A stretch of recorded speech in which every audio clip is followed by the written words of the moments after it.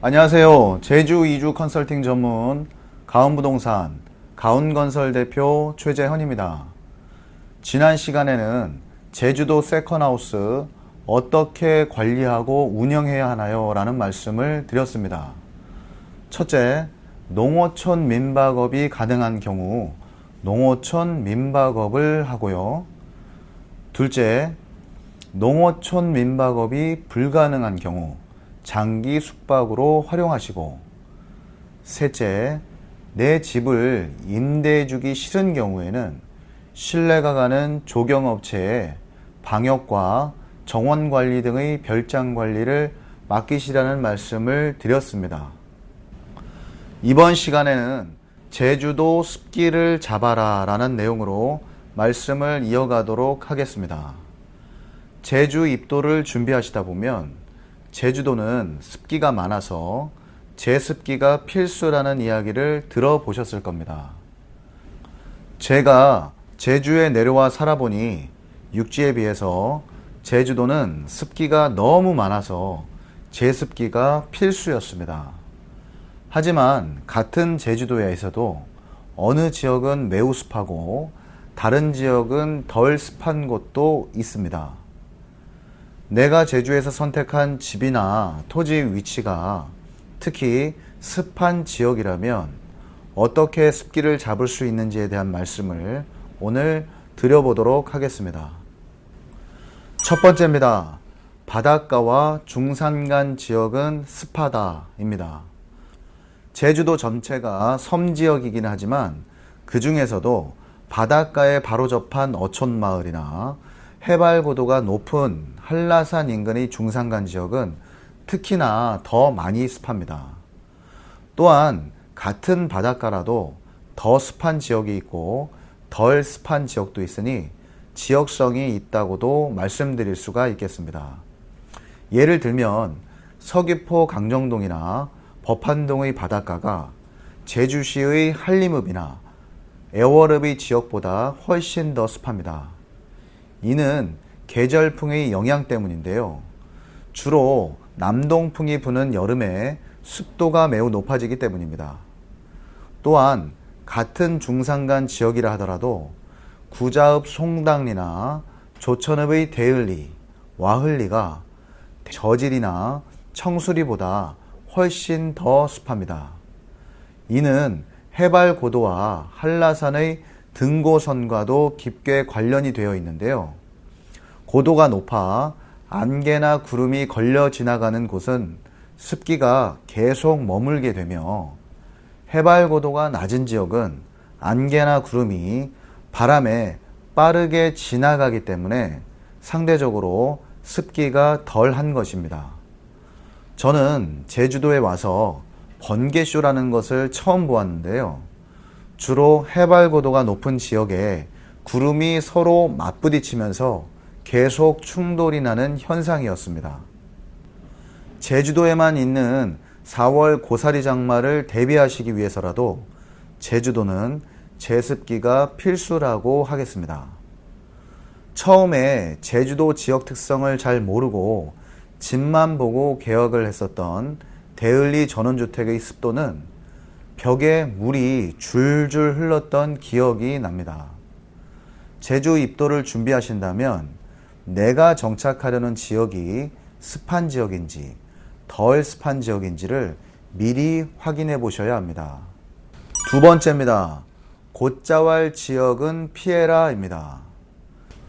곶자왈의 의미는요, 제주어로 숲을 뜻하는 곶과 가시덤불을 뜻하는 자왈이 합쳐서 만든 글자로 화산이 분출할 때 점성이 높은 용암이 크고 작은 바위 덩어리를 쪼개져 요철 지형이 만들어지면서 나무, 덩굴식물 등이 뒤섞여 원시름이 숲을 이룬 곳을 이루는 제주도 고유어입니다. 곶자왈 지역은 화산 활동 중에 분출한 용암류가 만들어낸 불규칙한 암괴지대로서 바위 틈의 숨골 사이로 나오는 따뜻한 지열로 인하여 마치 동남아시아에 와 있는 듯한 난데림 숲을 볼 수 있는 신비한 곳입니다. 문제는 곶자왈 인근의 습도가 굉장히 높다는 것인데요. 예를 들면 저지리에서 청수리에 걸친 곶자왈 인근 지역은 새벽에 운전을 하다 보면 도로까지 습기가 안개처럼 자욱하게 깔릴 정도입니다. 따라서 내가 매입하려는 집이나 토지 인근이 곶자왈 지역이라면 곶자왈에서 발생되는 강력한 습기에 반드시 대비를 하셔야 합니다. 첫째, 숨골을 피한 위치에 건물을 앉히셔야 합니다. 둘째, 바닥에서 기초면을 최대한 높여야 합니다. 셋째, 습도를 고려한 환기시설을 건물에 만드셔야 합니다.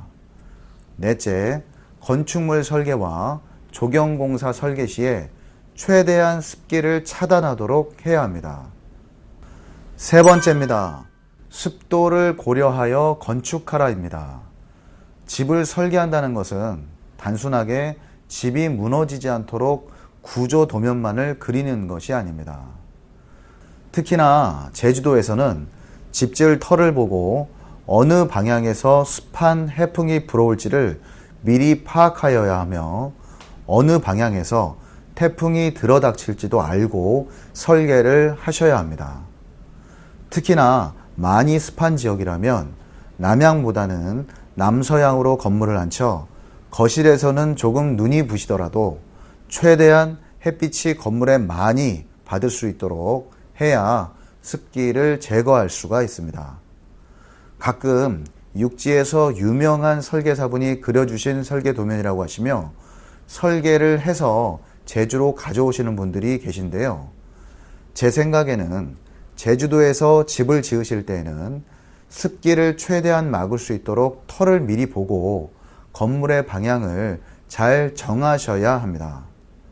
기본적인 건축 설계가 나온다면 창호 및 도어의 위치도 습기가 날아오는 방향을 파악하고 결정하셔서 최대한 습기를 차단하셔야 합니다. 또한 조경 설계 시에도 흙이 항상 축축한 습한 곳에는 뿌리가 잘 썩지 않고 습한 기운을 잡아주는 정원수를 심어주고요. 가급적 잔디는 식재하지 말아야 합니다. 내 집 정원의 흙이 습해지면 각종 해충이 서식하기 좋은 환경이 되기 때문에 억지로라도 습한 기운을 막아주는 습기 방지 조경을 해야 할 것입니다.